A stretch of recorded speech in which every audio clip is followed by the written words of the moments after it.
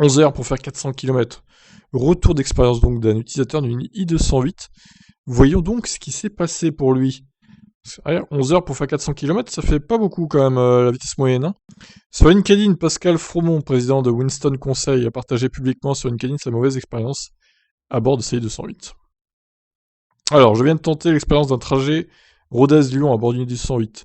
Premier fait surprenant, pas de câble haut débit fourni par Peugeot. Heureusement, la solidarité des e-conducteurs me permet, grâce à la gentillesse d'une charmante jeune fille, de recharger sur une e-borne annoncée sur les sites sur une aire totale à Sévénac-le-Château, alors qu'elle se trouve derrière la gare SNCF. Déjà pas de chance, ou plutôt un manque de précision dont il aurait pu se passer.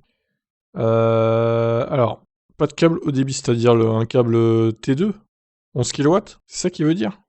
Je sais pas, je pense que c'est ça.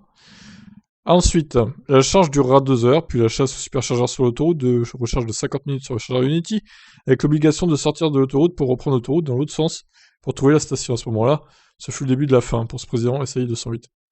À partir de là, roulage à 100 km/h sur l'autoroute, sans chauffage pour tenter d'arriver à Lyon, car plus de chargeur sur l'autoroute jusqu'à Lyon. Mission accomplie, il me reste 34 km de réserve. Ouf, effectivement, on comprend que le stress était grand. Mais la faute à qui?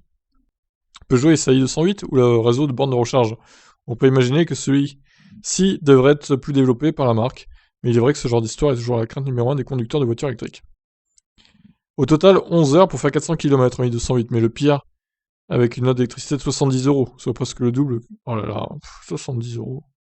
Bon, alors, comment il a rechargé aussi, hein. Et une recharge, et une prochaine consultation chez mon cardiologue. Heureusement qu'il en rit, mais on n'aurait pas apprécié non plus. Le stress associé à la facture absolument hallucinante, ça fait beaucoup. Alors, honnêtement, je pense qu'il y a peut-être moyen de faire mieux quand même. Hein. Alors, il a passé 39 minutes à la borne Unity. Ok, bah ça fait pas 70 euros ça. 30 euros là, c'est déjà beaucoup, hein, mais bon. Bon, bref, ça m'étonne un peu, ce genre de témoignage. Je suis pas sûr qu'il ait fait les bons choix de borne. Faudra regarder sur ChargeMap, mais bon. Il y avait peut-être mieux à faire hein, comme trajet avec sa i208. Sachant que la i208, bon, tu peux pas trop t'aventurer non plus sur l'autoroute parce qu'elle consomme hein, sur l'autoroute quand même. C'est pas une autoroutière la i208, ça reste une citadine. Hein. Bon, faut pas non plus exagérer quoi. Donc voilà, bah écoutez, qu'est-ce que vous en pensez de ce retour d'expérience Et vous alors, qui avez une i208, avez-vous déjà fait des longs trajets? Dites-moi en commentaire. Ciao ciao.